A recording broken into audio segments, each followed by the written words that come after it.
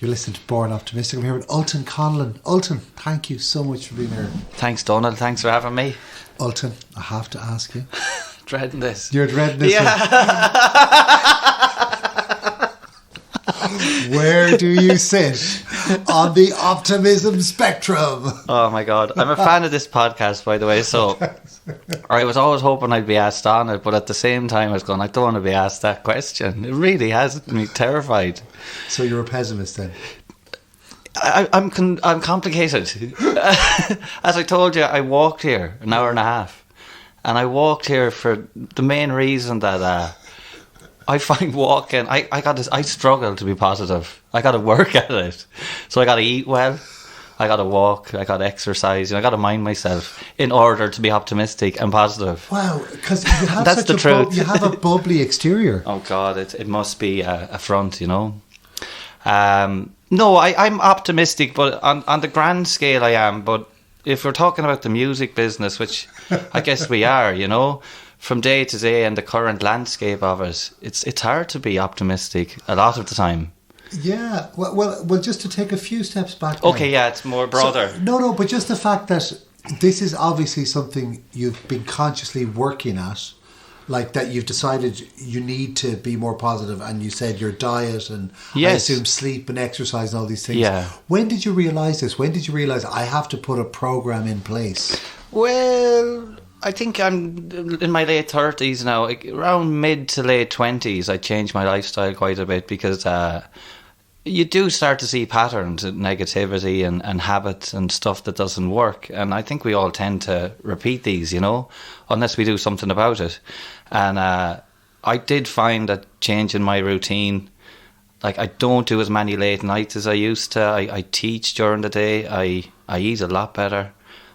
I find I get negative and I wouldn't be optimistic when I'm kind of stagnant, you know, if I'm sitting too long or thinking. So I do find like walking is a saviour for me. I will walk an hour and a half at a brisk pace, and I'll usually have half a song by the time I get back, or a really good idea to do a show somewhere, do a video. It really gets my senses going and blows the cobwebs away. So I walked here so that I could give you a positive answer, but I've told you the truth. Like I could have just driven here. You could have saved yourself the walk. But there's nothing like a good walk. I love a good walk myself as well. It's like a long shower. Your thoughts get time to crystallise. Totally. I feel like the motion, things just like the wheels are turning, and before I know, it's funny. I daydream when I walk in a positive way. I still get you know, like when you're a kid, you dream about kind of playing with big bands or being up on big stage. You know, I don't do that as much as because I'm an adult now. None of us do, you know. So my thoughts tend to be a little bit more negative at times. But I find when I walk and do stuff like that them little things creep back in again. But it takes effort now at this age to... And when you were 25, you said mid-20s. Yeah. Was there something that precipitated this overhaul? Did you hit a wall? I did, to be honest, yeah. I mean, when I was 12, my dad died. Oh, I didn't know that. So yeah, he died young, so like he had a heart attack and it was immediate. God. So I think anyone who has kids now, you know, will know that at that age, for something like that to happen is pretty much getting the rug pulled out from under you, you know. So I kind of mourned that, or I thought I did, but I drank a lot in my teens and 20s. And it was when I was about 27, I just hit a wall with it. I was drinking way too much. And it all kind of came to a head for me, so I had a lot to deal with. It's very easy to slip into that. I mean, we come from similar towns. I'm from Ballinasloe. Yeah. You're from Lochgray. Obviously, Ballinasloe is far more bigger than important than Lochgray. I'd have to agree with you now because I live close to there. Yeah. But no, similar towns and similar setups. But it's very easy to... I can't believe you said that. The rest of the podcast could be just an argument. Not great. But we had more of a chip on our shoulder about Tuam. We never even worried about Lochgray. Really? Yeah, we didn't even compete? No, Tuam was the one we had the chip on our shoulder about. Oh, wow, I didn't know that. Funnily enough. But it's very easy to slip into a groove of drinking. Oh, it is. And of a certain age. It is, and you know what? You come from Ballinasloe, as you said. I come from Lochgray. Like growing up, I really looked up to drinkers. Do you know it was all adults were drinking pints, smoking cigarettes? It was an absolute. every occasion was booze, you know. So when I kind of became of age, I think, became of age to drink 14, is it? 14 or 15, I started drinking, and I recall how that made me feel. You know, my inhibitions were gone and anxiety was gone for the duration, that little window when you be drunk, you know. Of course, afterwards, anxiety, as we all know, is bloody tenfold, you know. So I did fall into that habit of weekend drinking and then kind of being hungover for a couple of days and drinking again. And of course, then I started writing songs in my teens, which was a saviour, the guitar and music. But of course, hand in hand with that, I started playing in pubs with a local band from school at a very young age, and sure, then you fall more into that trap, you know. Yeah. And I played in cover bands up until my mid-20s. So my profession was a kind of gigging pub band musician, and a lot of gigs you get paid in booze. So I don't want it to sound like I'm I was a brown paper bag alco, as you know, is the kind of image that goes with that.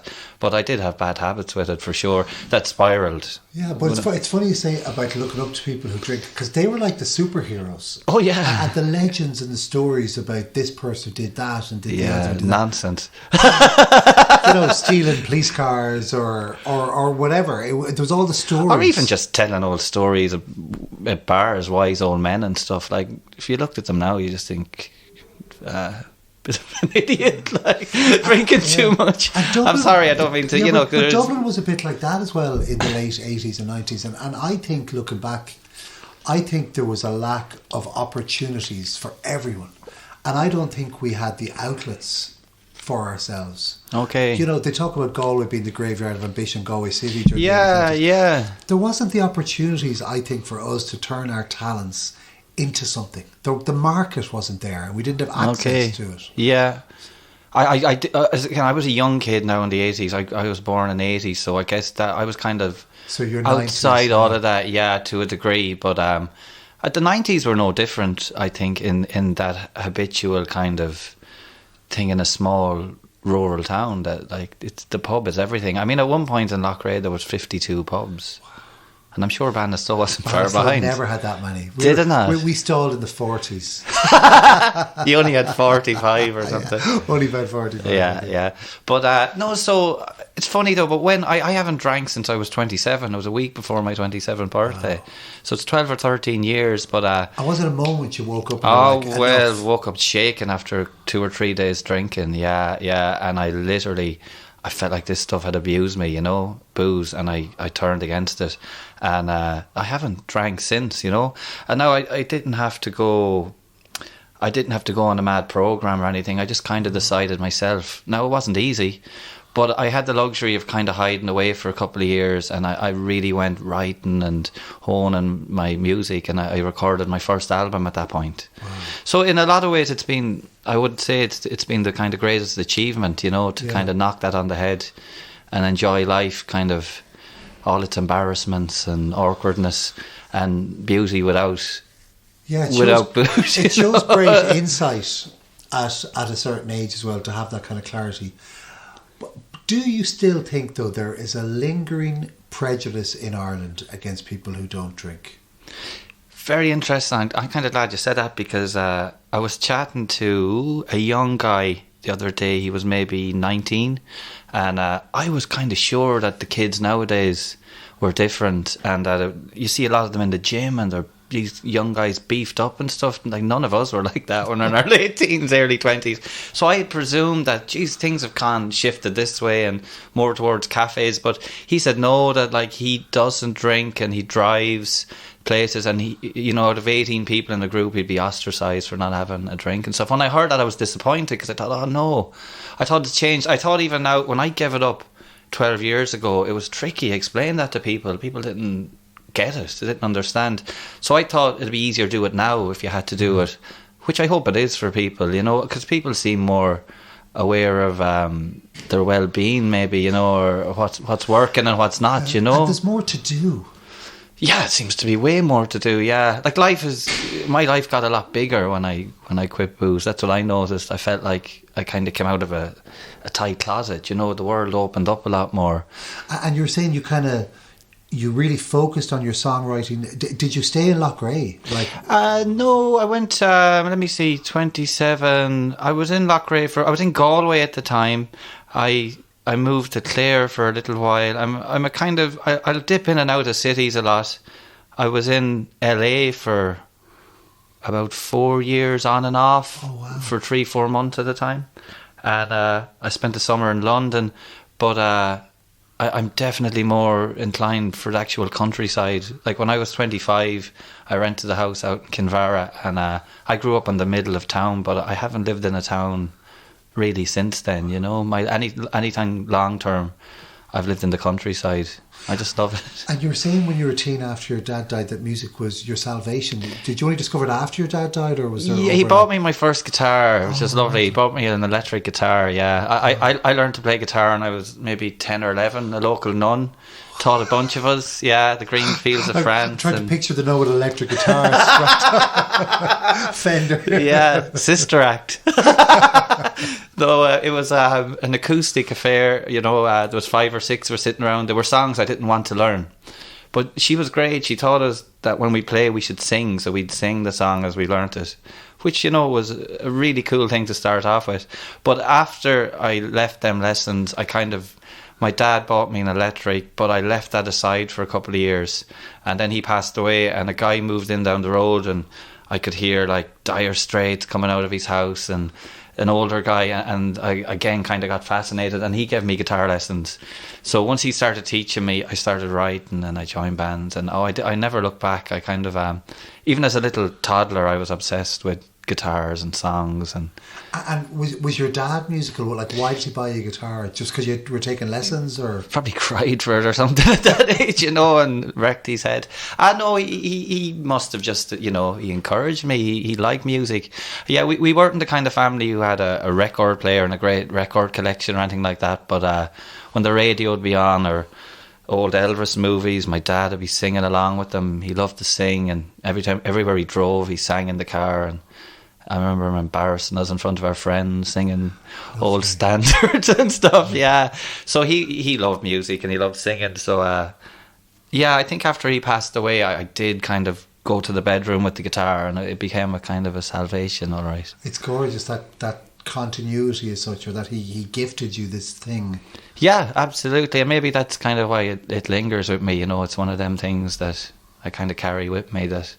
And where did you come in, your siblings? Like, what are you? There's 4 of us, so I would be third. Third youngest. Yeah, I have an older sister, older brother, myself, and a younger sister. No, the reason I was asking was, you know, if you're gearing up for a career in music, if with your dad having passed away, if you were the oldest, there might have been pressure on you to provide, or no. to be the man of the house, or no, there was nothing like that. No, my mum is very supportive of my music. She always has been. Yeah, she's been great like that. Although I do recall when just before my Leaving Cert results, I heard her on the phone to a friend, and she was saying he's going to do really good. He was up in the room all year.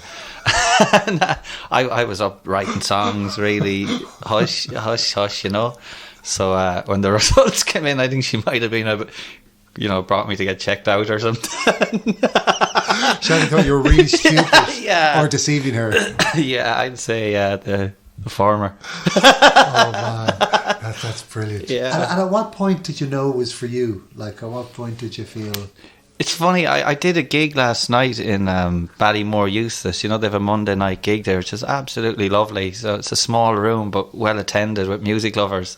And there was a man there at the bar, and I was introduced to him. And his name is escaping me, I apologise. But as soon as I saw him, I remembered he was a tutor in Ballyfermot. And when I was in maybe second year and people were looking at what they'll do after school, I heard about this place called Rock College, isn't it? Ballyfermot Rock College. So this, to me, was like, when I heard about that was it. I was going. And the whole academic thing then, that was kind of an excuse for me just to kind of, God, I've got rock school coming up, you know. So that's where I went. I went to Ballyfermot. It wasn't, truth be told, I didn't get a lot out of it because I was very nervous during secondary school. As I said, it was probably linked with the drinking and everything. I was anxious and panicking a lot. So I kind of thought in my head, when I get to Ballyfermot, everything will be wonderful, you know. But when I got there, I was still nervous and I was drinking a lot and partying. So I only showed up for a few months and then I left that and I paved my own way from there. And now looking back, are you like, oh, I did grand without it, or I should have gone to more lectures? It's debatable, isn't it? I know there's a lot more schools in Dublin now doing that stuff like BIM and all of these places, and I don't know, do they work for people? I'm not sure. Well, what amazes me is, like, when BIM opened, it's opened a few years now, it was like the depths of the recession, and there was all these people just still really, and not only the depths of recession, but the depths of illegal downloading and pre-streaming and music industry being shagged. Yeah. But yet there was all these people going to music school, and I was like, I was amazed, and I thought it was so wonderful that people wanted to study this thing. Now, Yes. there's two types of people, though. I think there's kind of, in the Dublin scene, there's pro-BIM and anti-BIM people. Okay, I'm on neither side now because I'm not really aware of it all. I don't have a side either, but some people think it's brilliant, and some people think you can't learn those things. Yeah, and I'm on the fence there. And now maybe it's just because to me it hasn't been proven, you know. I back then at Ballyfermot, I was against it because in hindsight, maybe it's because I was too nervous to be there and take part. So you get defensive and go, this is a load of, you know, BS. And maybe that was a kind of an excuse because I wasn't going in and showing up, you know. But I always found it hard to engage in something like the music business, maybe, in an environment like that where it's kind of taught or it's discussed at length and stuff. I definitely, from a point of view of writing songs and being creative, and possibly because, as I told you, I wrote songs in my bedroom on the hush. That's how I learnt my craft. So to take it from there into an open classroom, for me, it would have been a massive leap. And it still would be to a degree. I with my band, we'll arrange my songs and stuff, but I still have never co-written with anyone, you know. I would find that It's a very personal thing. yeah, it's a personal thing. And but like, as far as BIM and the Rock College go, I know I'm sure people have gotten great use out of it, or you know, people have come out and swore by it. So Well, loads of people I know have gotten mortgages out of it. The tutors, which is oh, well, yeah. like for lots of people I know, it was the first time they had a regular job and they were able to buy a house. Okay. Which was kind of cool. Or Yeah. is ongoingly cool. Yeah, and hopefully some of the students who've gone there will be able to do the same thing when their time comes. Yeah, and I guess it's about honing a craft rather than like giving it to someone. I think it's all about passion as well. I think that if you're really into something, and that's my question for you, is in terms of, you've got this life in music, a life dedicated to music. Why? What's in it for you? That's nearly harder than the optimistic question. I wonder sometimes too, because it stresses me quite a bit at the time, you know. Gigs stress me a bit because you get nervous for them, but then I love them as soon as I'm doing it and afterwards, you know. Many times I've decided, oh, maybe I'll quit this, you know, and it doesn't last very long, you know. What would you do? What's the plan B? Well, I teach, you know, I teach classical guitar to kids for the last 3 years, which is something I didn't think I would do. And but that's still music, is it not? oh, yes, sorry. Oh, God, yeah. Oh, no, but so when you think of quitting, just like, I'll just teach. I'll make life easier for myself, you know, and I can teach more. If I teach part-time, but I said, what if I teach full-time, you know, and I dedicate myself to this? Because you're putting yourself, I mean, sometimes the closest I think I would get to that is when I'm organising a gig and you don't know if people are going to show up or not. Oh, that's terrifying, and you're putting yourself out there and you're exposing yourself and you're like, yeah, I could just not bother. It's that kind of feeling of, I'm putting myself through the ringer, why? Yeah, and also then there's that absolute fear of failure, you know, that the gig is not going to work out, and then if it doesn't work out, where do I go from there? So it's a tricky one, and like, there's so many gigs on nowadays as well. Of course, you know yourself, being a promoter, there seems to be all over the country. Every night of the week there's 2 or 3 events on.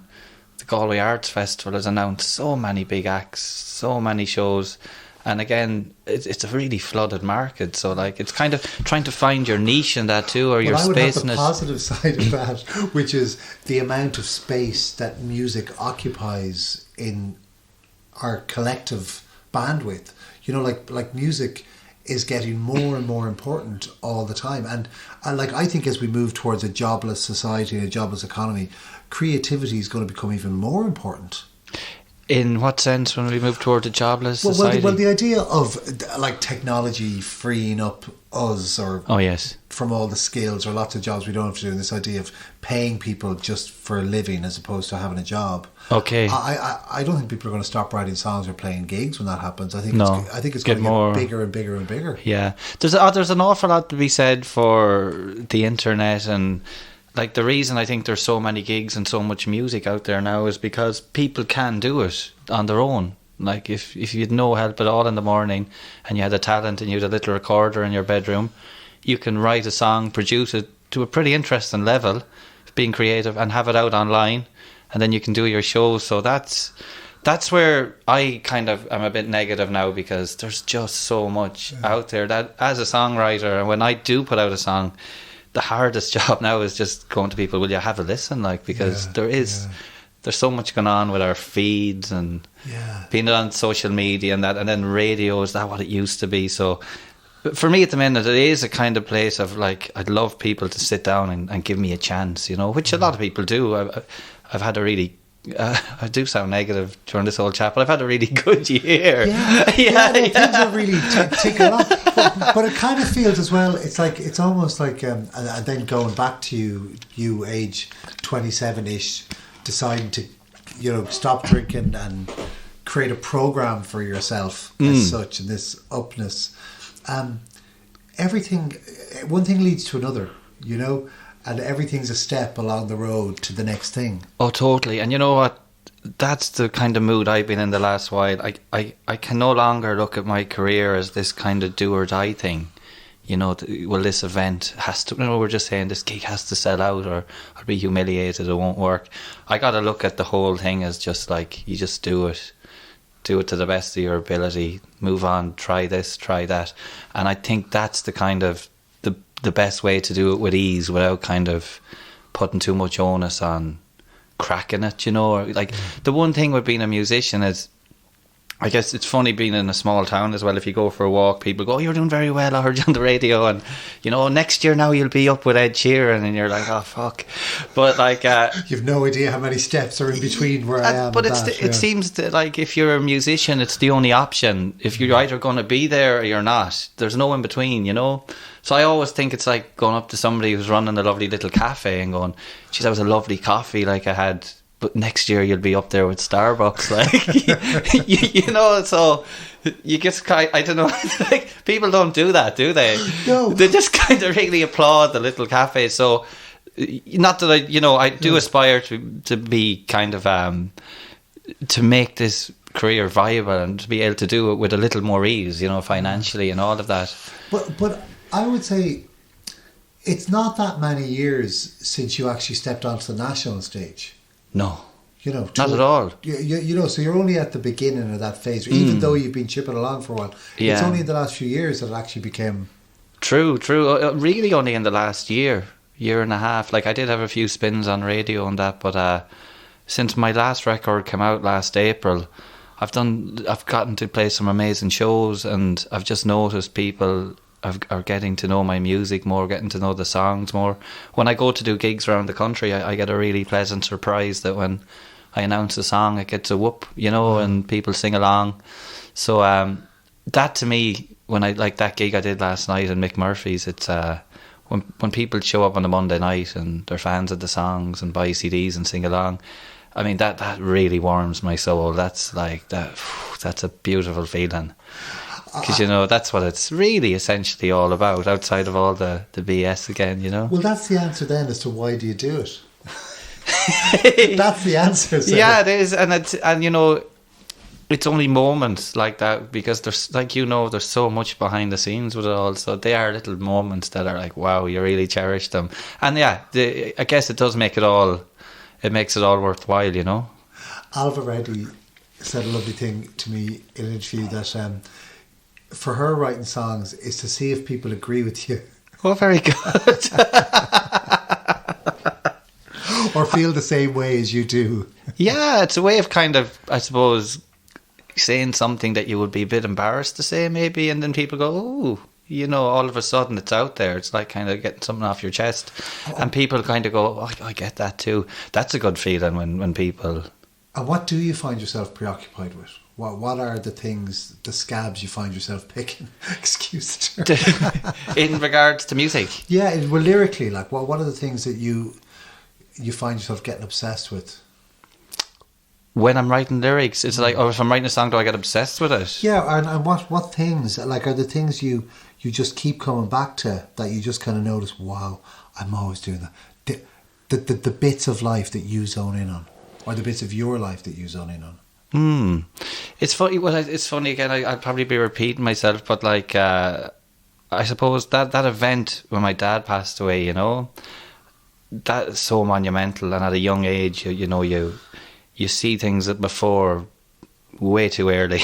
You see things way too early, than you should. And I suppose mourning and kind of loss would be in my songs a lot. And it's funny, when the first question about the optimistic, how optimistic am I? The funny thing about my songs is I always notice, even if I start a song and it feels negative or it's about loss and that, there's always an arc in it where there's hope, in the songs, and there's positivity there. So that's why I think I'm a bit of a contradiction, and that's why I was afraid to answer that question. And to give you an actual straight answer is difficult. Yeah, no, but just thinking there as you're talking about that, because like I was 43 when my mum died, and I can say it's the worst thing that's ever happened to me. Yeah. So I know how painful it is to lose a parent. You have that happen to you at 12. I can see how you're going to start with the negative and then get to the light. But as you said earlier, it's like having the rug pulled from under you. Totally, yeah, of course, yeah. And I think that, that's always in my songs. That I think that's the thing when people message me or chat to me and say, that song, I get it, That's the part of the song they get, the loss. I've got a song on my last album called Time to Mourn, and it's a jolly thing, but with kind of, it's Morrissey-esque nearly. It's got the jolly thing going on, but it's pretty dark, and on the surface it really appears to be about a relationship and losing a girlfriend or something. It's got that jolly thing, we'll get over it. And some guy came up to me at a gig and he said, that song, he said, it just hit him, and I said something. He said, what's it about, like? And I said, well, you heard it, and he said, get out of it. He said, it's more than that. He spotted, and I said it to him that I kind of told him, well, I did lose my dad when I was younger, and he said, he was kind of doing the Irish thing, point, I knew it, I had you, like, that kind of thing. So something similar had happened to him, and he could sense that there was more in the song than that. So I people confuse my love songs too a lot of the time with being this kind of a thing as a boy meets girl and that, but I think a lot of them run deeper. Not that I'm saying it's deeper than that. That's a beautiful thing too, but But you had your heart ripped out of you at a young age. Yeah, so I think they stem from somewhere different. But what appears to be sometimes on the surface a simple song about boy meets girl, boy loses girl or something, I think at a deeper level it comes from a different place. So I think that's kind of the place I tend to go back to when I write. But like now as I'm getting older, that would have been definitely my stick. But I'm writing again for another album, and last night I tried a load of my old songs, because when I write now, I'm trying to be conscious not to repeat myself. I don't want to make the same album again, So I think I kind of examine other people now as well, and I suss out other people, and I like to put myself into characters, and sometimes I get that right, sometimes I get it wrong, but either way you get a song out of it. so how do you store your songs? Like you're rummaging in some kind of metaphorical cupboard of songs you've written. Like, are they recordings? Are they written down? Nowadays I've got them all on my phone, on my old phone, so I'd have hundreds of little minute-long sections or 30-minute sections, and I've books as well with lots of lyrics and chords written. So, but again, I've got lots of old songs, but none of them are kind of. I kind of don't want to go near them. I'd like to kind of wipe the slate clean and start anew, because that's what keeps it interesting for me as well. I get mad at myself when I write the same song again. I kind of go, oh God, I said that in the last song, and I'm pretty quick to pull myself up on. At least I like to think I am, as to the best of my ability. I'll pull myself up on. It's amazing though, the amount of energy, mental and otherwise, that goes into the process, and that the public, we just get the thing at the end of the day. We've no idea of what you put yourself through to get there. Yeah, and it's funny, there's a lot of crap written, you know, and they rarely work, but you do have to kind of work through them. But I do find when I write my best is when I'm very much at ease with myself. I've never really written a song when I'm frustrated or anxious or tangled, you know. So I think that's what I said, like when I go for that big walk and my head is clear and I'm thinking freely, there's a lovely little sweet spot you can get into, I think, as an artist. And it's unfortunately I can't put myself into it every day, but when I am in it and I've got a couple of lines and ideas is kind of honing, it just seems to naturally take over, you know, and you just go with it. I know there's some people who can kind of write 9 to 5 and, you know, I'm not so much like that. No, I'll try, but if it's crap, I'll just walk away from it. Yeah. So any other tips in terms of if you're in a funk, getting yourself out of it? We know the water. You've got sparkling water here on the table. Sparkling water is a great pick-me-up. It is. Anything else then, just for people that might be finding themselves in a little funk? Is there anything else? Any fruit you go for? Any little kind of... I should eat more fruit. You've got a great... my fruit stack. Yeah, fruits. Yeah, you've got really healthy, Donald. Should be asking you. Well, see, the kitchen is next door. That's where the Mars bars and the Twixes are. Oh no, yeah, I'd be if I bought them. And another tip is just avoid them in the shop. I never buy them in the supermarket. And I don't know if you can't eat them. And I don't know if that takes great willpower. If it does, I must have great willpower. But I just don't buy them. But if I'm at like my girlfriend's house or at a friend's house and their cupboards are full of them, I will go through them. Yeah. But I don't buy them in the house, so that's my trick there. But if you're in a funk, I don't know. The walk never fails, or any exercise. I started doing some classes in the gym as well, and it's just like the walk. After an hour of that, you never kind of walk. You never come away from them things and go, oh God, I wish I didn't do that. You never say, I wish I didn't bother with that. So I think fresh air and walking and you know, another thing, I'm trying to put the phone away more because it's toxic, you know, being on that too much. I think we're all getting far more aware of that. Yeah, absolutely. You know, that's and just... everything does seem to correct itself over time, though. As a society, we swing to one direction. That's it. Exactly. Yeah, and we all do it together, don't we? Like we're talking about the booze in the 80s and 90s, that thing. It's just a collective kind of... If everyone is doing it, is it wrong? Or, you know, is it bad for you? So, but the phone thing, yeah, if I leave that down for a day or...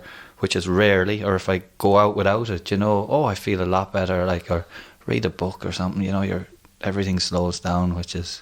So from age 4 to 9, and even from 9 plus, like a Haskra, your adopted home, which I was a little bit obsessed with, was always in the geography of, like, I always kind of, like, from 4 to when I left Ballinasloe, 17, I kind of lived on or near the road to a Haskra. Right. And you, as a Loch Grey man...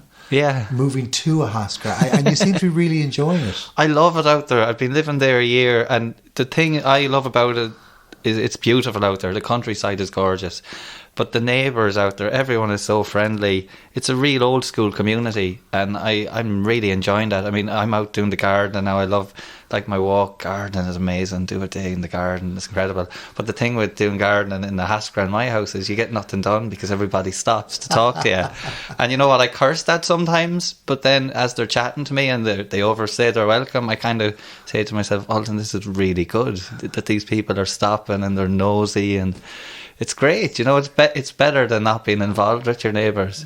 And they all have an opinion. You should do this with the house, you should do that. So you can't do a thing without having... I was painting it last week and everyone was pulling up. Strangers were pulling up going, oh, don't lose that red colour there. Like. That's pretty... And did you buy the house or rent it? I bought it. Oh, so you're really putting your roots down. Yeah, I bought it a year ago. It's a gate lodge going into an old Castlegar house. It's beautiful. Like, I'd like... There's probably a whole other discussion, but like I don't know why people don't go out to these places more. They're stunning.